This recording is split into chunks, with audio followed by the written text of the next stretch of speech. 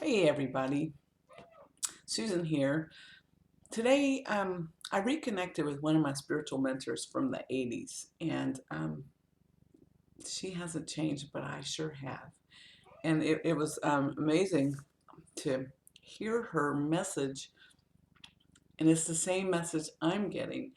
And I want to, it's all in different terms. I think a lot of healers on the planet are receiving messages, but I want to ask you a couple things.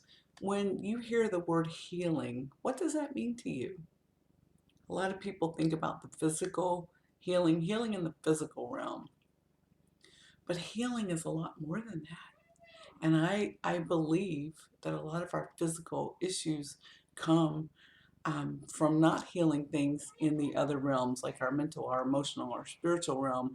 And I know, energetically speaking, there's a lot of realms out here that get compromised before it even gets to our bodies. But today I want to talk about your most important goal in life. And I want to ask you this, because would you believe that the most important thing for you to do in your life is to feel good? And I'm not speaking just physically, but to feel good. To say, yeah, I feel good, I'm happy. You know, let's talk about prayer for a minute. I remember going to church years ago and we'd pray out there. But prayer is an internal thing. And when we pray enough, we get an internal shift. We get an internal shift. We are divine expressions of God, but we are unique because we are individualized. Um, it's almost like the whole the whole universe, the whole being of the, I don't even know the right word, stratosphere, atmosphere, planet. It's not the planet, it's bigger than the planet, is all energy, and that energy is God. And so what that means is we are walking around unique expressions of God, walking in the soup that is God. So it's important that we feel good, because everything we do, everything we feel, everything we vibrate at affects everything else. This global shift that's happening now, this global shift has been coming for a long time. And I think people wanted it, but they didn't. I mean, you get what you asked for. You don't necessarily get how you asked for it. So this was kind of like, wow, what did it take to shake up the whole world, to wake up the whole world and go, hey, let's do things differently. Things can be different, but we don't allow ourselves to make the changes necessary for a radical shift, because we're in our comfort zones. The people who had restaurants, well, they don't want to give that up because that was their livelihood. And not that they have to give it up, but it's like we all have our own um, unique places in the world. And nobody, I mean, it's not like we want to give up our places, but we wanted a shift. People wanted more time with their families. The world itself, the globe wanted environmental healing. Um, and, I don't like to talk politics, but we want our politicians to work together. And we want people to come together and help other people. And I want to say, even when you're isolated home alone, how you can help the planet. If you're a praying person, pray, but pray until the internal shift. Pray till the shift is inside of you. Don't just throw up a prayer and hope it happens, okay? Because you are your own world. I am my own world.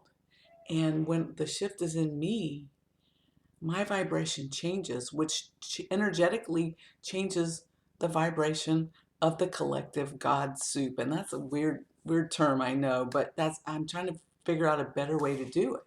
Say it. And I think Wayne Dyer said, when you energetically shift your vibration, when you get happy and you used to be depressed, you change the vibration of like 10,000 people on the planet just a little bit. And if we all can do this a little bit more, I mean, it's almost like I was raised in the 70s. You know, it's a dawning of a new age.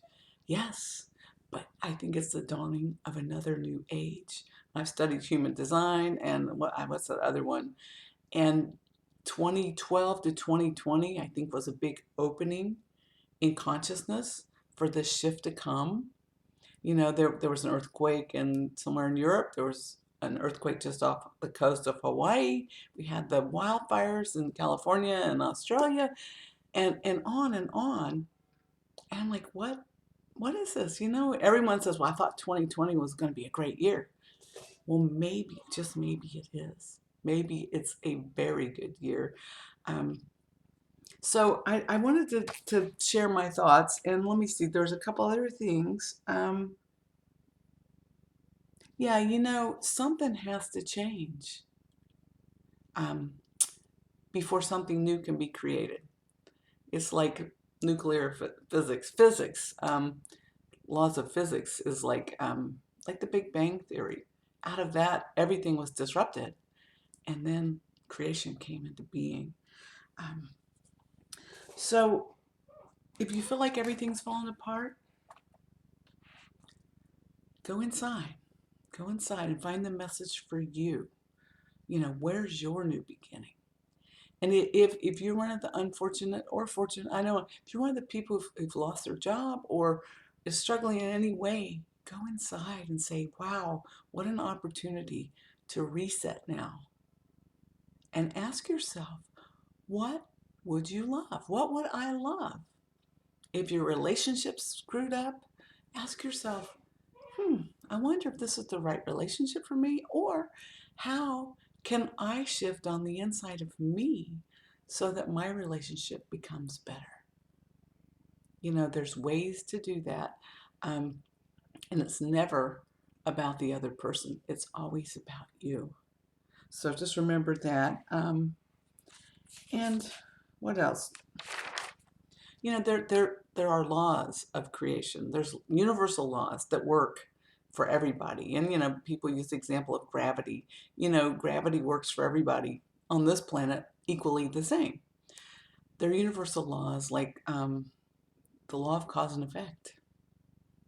So that's a biggie, because what you think creates your feelings, and in your feelings you take action, and all of that creates the results you have in your life. And if you don't like those results, it really starts right here. It starts with your thinking, and every thought has a vibration. Every emotion carries even a stronger vibration. So if you think a thought that makes you angry, look at that. Look at that and go, wow, I want to feel good. You know, I feel like it's our responsibility to feel as good as we can. We're human beings. We're not going to always be happy and feel good.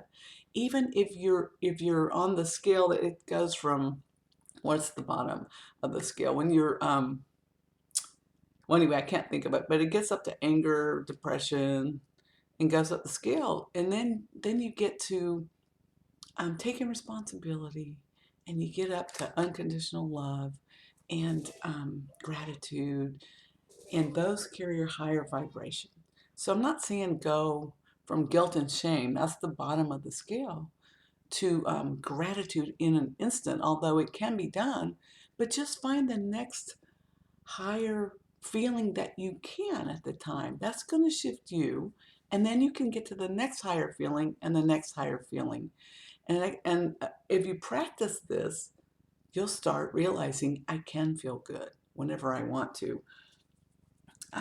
Oh, the other thing, I talk to a lot of people all the time, and I share a lot of things I've learned, and people say, yeah, I know that. And I want to challenge you on that, because you may have heard it before, you may have read it before, but if it's not demonstrated in your life, then you know it here, but that's not enough.